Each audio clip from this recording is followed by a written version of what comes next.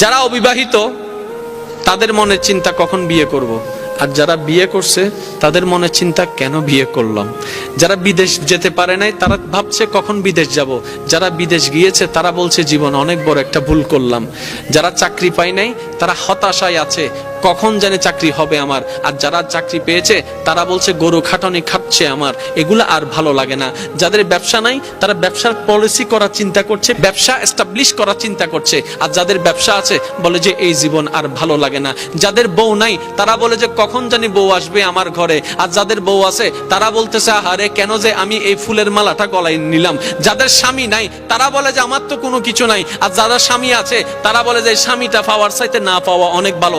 আপনি যদি একটু ঠান্ডা মাথায় খেয়াল করে দেখেন, পানেওয়ালা যারা তারাও অসন্তুষ্টি, না পানেওয়ালাও অসন্তুষ্টি, কোটিপতিও অসন্তুষ্টি, গরিবও অসন্তুষ্টি। তাহলে সন্তুষ্টি কারা?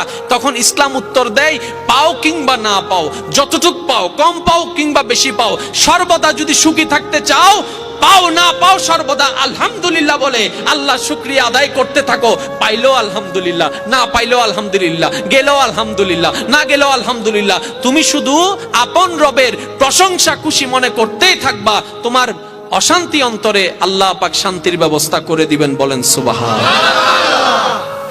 আপনার আমার এই যে যা আছে কিচ্ছু শান্তি, আজকে থেকে শুধু আলহামদুলিল্লাহ বলবেন। কি বলবেন? আরেকটু জোরে বলেন, আজকে থেকে কি বলবেন? আরেকটু জোরে বলেন, আজকে থেকে আমরা কি বলবো?